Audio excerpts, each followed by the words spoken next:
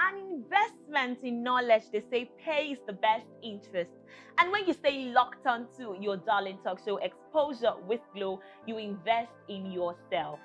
And on that note is a welcome to another exciting episode of your darling talk show, Exposure with Glo. It's going to be entertaining, informative, educative, and above all, insightful. My name is Gloria Olufeko, your delectable Gloria.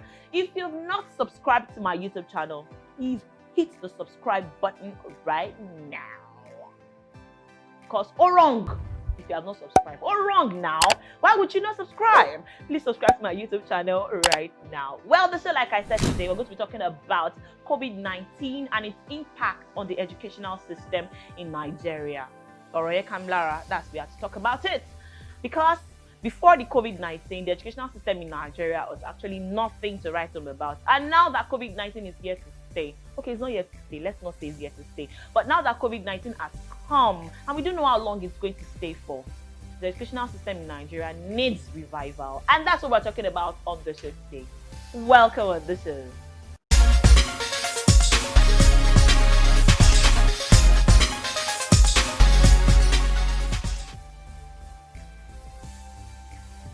Did you know that about 5 in 8 African children have no access to quality education?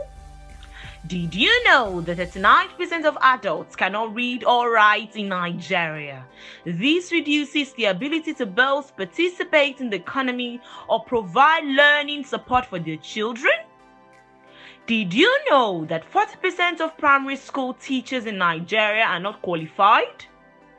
Did you know that even though primary education is officially free and compulsory, about 10.5 million of the country's children aged 5 to 14 years are not in school? Alright guys, so welcome back. Now you know, you didn't know before, now you know. And I have with me in the studio, my guest is my G, my personal guy, Eromosele Eboji. You almost got it. Almost. Nearly. Nearly does not count. I nearly died inside there alive. So it's fine. It's sorry. Oh yeah, because of my viewers, what's your name? Iromosele Eboji. Iromosele Eboji. Iromosele Eboji. You have to, yeah. Come on. Please, we are not DJs. Please. Let's package. Alright, so how you doing? I'm doing very well. Very well. You're looking good. The Lord is Gallant day, full ground. Come on. The Lord is at work.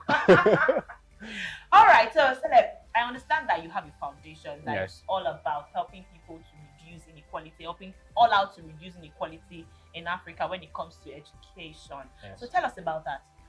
Primarily, the foundation was set up to reduce inequalities. That's the primary goal. That's SDG 10 through quality education. SDG 10. Okay. Through quality education, SDG 4, and SDG 17, which is partnership for the goals. The idea is to understand that education is a panacea for solving world problems, especially African problems. A lot of the problems we have in Africa is rooted in our trainings and understandings of what concepts are. And education poses the ability to solve that. If we can solve that, we will reduce the gap between the rich and the poor, improve economic contribution, we improve respect and responsibility among all of politicians and all of these things. So if we can solve that problem, all of that things will fall the in problem line. of Education, every other thing would fall in line. And then, you know, even before now, before COVID-19 started, educational system in Nigeria has just been nothing to write home about. Sure. Now COVID-19 is here, and we don't know how long it's going to last. You understand? So what exactly can you say is the state of educational system in Nigeria? Education in Nigeria, initially, we could say it was bad. Now it is worse. And the reason I say this is, for example, between ages 5 to 17, I think about 50.8 million children aged 5 to 17 are out of school and are engaged in child labor all over Nigeria. That's a large number. That's a large number. That's a very large number. 50.8 million children between the ages of 5 to 17 are engaged in child labor out of school. Wow. And we have so many more children who are in school, but they're in low-income private schools or public schools and do not have access to the best of materials to learn. So education in Nigeria has been deteriorating over the years. The gaps between the high-income private schools, low-income private schools, and public schools seems to be expanding by the day. A lot are getting better, and some are just retrenching by the day. So a lot needs to be done, especially by the government, to help solve And this now the problem. COVID-19 is even here to Oh worsen my things. God, it has exposed the inadequacies of the You system. know, right? Because Because even before now, public schools, if you just go into some public schools, it's nothing to write home about. Now COVID-19 is imagine even as here. a Students cannot go to go to school school, anymore. they do not even have an ability to learn.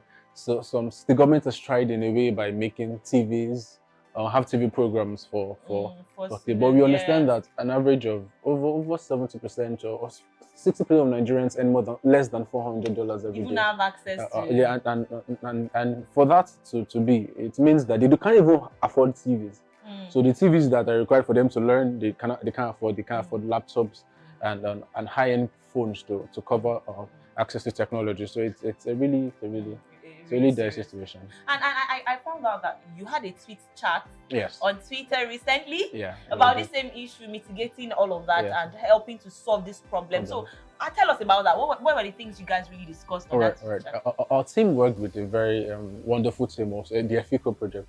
The EFICO project. EFICO? Yeah. EFICO is the Yoruba name for person who get brain now. Their sense is in the upstairs. Okay. So primarily, the EFICO team they're kicking off launching a project in September. Okay. And the idea is to provide technological awareness to low-income neighborhoods, and then in the long run provide technological facilities for people who can't afford it to be able to have access to technology for educational purposes. So what we try to do is to partner with them to help, first of all, understand what Nigeria is at this moment, the educational system, and what we could do, not just the effects of COVID-19 on the system, but what we could do to help reduce the effects or dampen better the situation of the country. And did you have enough responses? Yes, we even had more than what we had targeted. So it was a pretty. That means it's a really serious issue for people to want to even. It's a serious problem.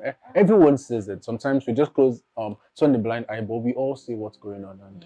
And I really feel for many students, especially those in the public schools and those that don't even have access to laptops, online classes. You know, at least some private schools might still have access. But public schools, how many students have access to laptops? Most about 67% of public schools, especially in the secondary school system in Nigeria, do not even have functional tables and chairs for their students to. My team had to carry out a project sometime in Ibadan last year, whereby we had to provide renovate some classes and provide chairs and tables to a school in Ibadan, because the situation is terrible. It is terrible. Students walk miles to come to school, and then they come to school and they do not even have a chair to sit on to actually learn. It destabilizes the classes. They find it difficult to concentrate. The teachers can't even sit because people are lounging on the windows. Some are just, let's just do this because they sent us here. So if something is not done seriously about this, we are. So what do you think can be done? Because I know something must be done. Yes. First up, okay, when you're done, probably I'm going to also give my own the things we can do. So what do you think can be done? I think the government has a very major role to play. And I say this because UNESCO recommended 15 to 20% of developing nations like Nigeria, public resources should be allocated to education. However, since Nigeria's return to independence in 1999, we haven't spent more than 12% on education. And even recently, much recently, the education budget for the country was slashed to cater for expenses to renovate the National Assembly building. So if we can do that as a nation, considering that we are already backward, if we can do that, it means education is not a priority to the government. So the government has a lot to do. Students are languishing by the day. The level of knowledge we have is reducing by the day, and we need to invest. We need to invest in this sector.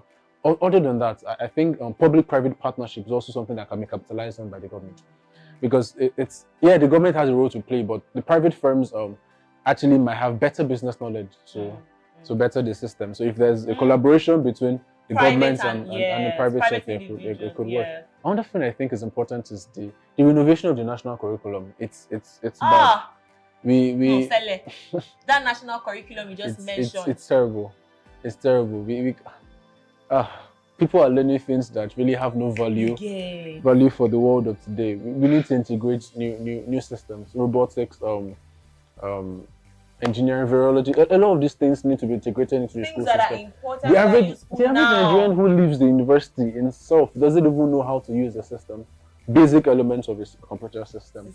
And this is the world that AI is basically taking over, and we need to do a lot more to better the system. It's a sad situation, but we believe that it will get better. Last, you could do all right. People go do you get right. Like guys, you turn it up from do selling. Like it's every all hands must be on deck to just chart the course of change. I will always sound it on the show every time I talk that it's not something one person can do.